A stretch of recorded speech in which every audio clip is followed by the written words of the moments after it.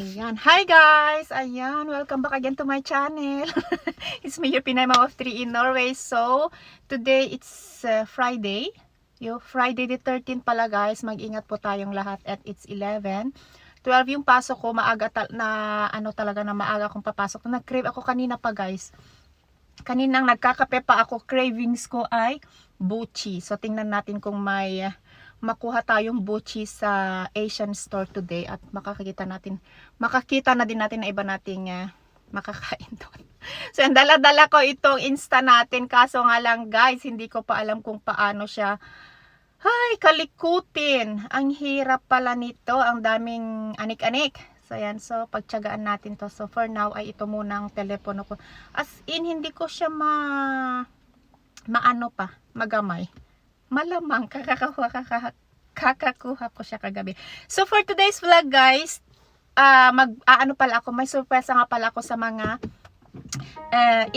tatlo masugid nating tagapanood dito sa ating YouTube channel. Konting-konti lang naman guys, pang merienda lang bilang pasasalamat ko na din sa inyo. Walang sawang pagsuporta at panonood. Kilala ko sila. So pagpasensya nyo na, ilan lang kasi hindi ko naman pa po kayang lahat-lahatin. So sana pagdating ng araw, pagdating ng panahon ay mabigyan natin ng yung iba ng mas marami tayong mabigyan. For now guys, pagpasensyahan nyo muna at yan nga at kukunti lang muna, ilan-ilan lang muna ang mabibigyan ko. Hindi pa naman tayo vlogger. Konting-konti ang ating revenue dito sa YouTube. So anyway guys, tara at the end of this video ko pala para naman panoorin nyo at huwag nyo i-skip ang ating ads. Bye! See you later.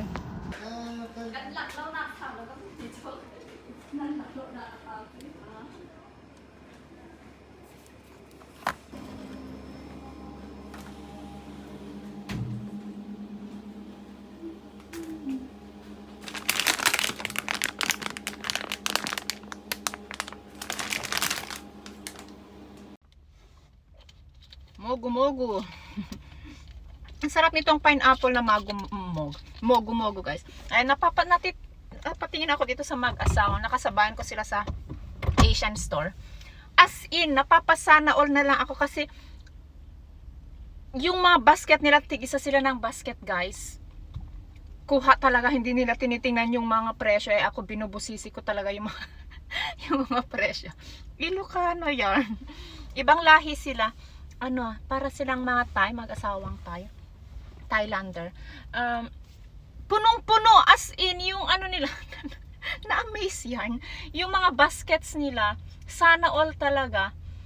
Alam nila kung saan nila kukunin yung mga, nila talagang, pinuno nila yung mga, basto nila. So anyway guys, dami kong marites. Nagmarites guys sa Asian store. Ito na nga yung buchi na inano ko. Andun na sila.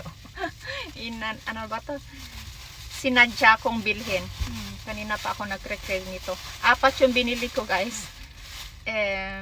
Siguro tag-2 kami ni Sofia. Siguro. Tingnan natin kung ilan yung makain niya. Pero i-save ko yung 2 sa kanya. Magkano ba itong sa 4? 22 yung isa guys. 22 times 5 point something. Mga 100 pesos something ang isa. Something. Yan. Pero anyway, hindi ako marunong gumawa. Na-try ko siyang gumawa nito pero hindi ko talaga siya kaya. Ayan, buong buo. I mean, round na round siya. Masarap siya. Kahit medyo pricey. Yan. Ano ba itong binili ko? Ito nga, mogu-mogu. Kumuha ako ng 4 kasi gusto ni Mr. ito. Minsan tinatago ko to sa pinaka-ilalim sa sa ref, pero nakikita niya 19 kroner ang isa nito pero masarap siya. Tapos reserbang lumpiang Shanghai wrapper, sitaw, kangkong at ito guys, hindi ko na pinalampas as in. Medyo matagal na din naman ako hindi nakabili nito. Saan na ba? Yan. Corn beef. Pure Foods. Pero 96 siya dito. Pero sa isang store, I think sa Quadrat, 99 siya. Pero, ayan.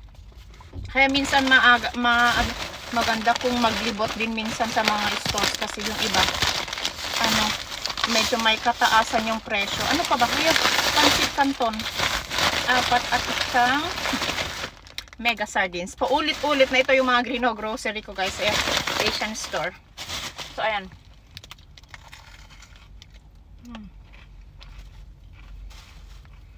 Namomroblema si Mister.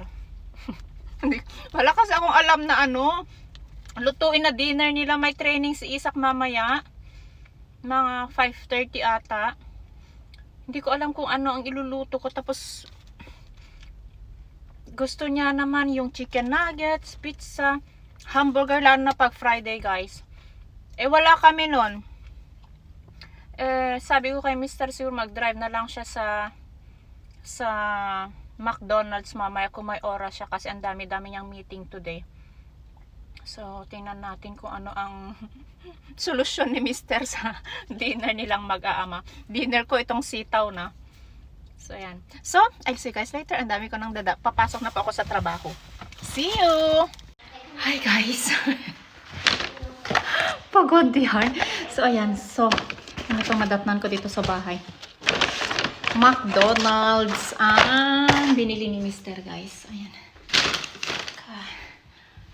Hindi pa ako umuupo. Gutom na ako. Pagkadating ko, may nakapark na sasakyan sa parking space dyan sa labas. Malamang sa labas. At isang nanay, hindi ko siya kilala guys. Hindi naman nagkakakilanlan masyado yung mga nanay dito. Yun nga, nanay ng isang classmate ni Sofia. At inaantay pala nila si Sofia kasi mag-overnight. Hindi ko alam, wala akong kaalam-alam. Mag-overnight yung anak ko daw sa kanila. Ngayon lang sila naging close ng bata. I think transfer yung bata eh. So ayan na nga guys. Hindi nga ako nabusog doon sa McDonald's. Yung chicken wings. Tsaka ano ba yung isa? Cheese balls ata yun. Eto, inano ko na yung ano, corned beef. Yan, ginisa ko lang siya ng kamatis, sibuyas. Wala din pala kaming bawang. May natira kaming repolyo kaya linagyan ko siya. Siyempre kalahati lang guys ang niluto ko para, aray ko, may almusal tayo bukas. Yan. Hatiin natin kasi ang mahal-mahal. Nagtitipid. So yan. So yan guys, kain tayo. Ayan, wag nyo nang kanin. Pinagsama ko na yung kanin at saka ulam ko. Ako lang naman ang kakain. So again, thank you so much sa inyong walang sawang pagsuporta at sa inyong paglalaan ng oras sa panonood sa aking mga vlogs. At sana ay patuloy nyo pa akong suportahan at patuloy nyo akong subaybayan. Subaybayan. Para naman may kasubasubaybay. So God bless, happy weekend, and ano bang plano namin this weekend? May football school yung anak kong panganay.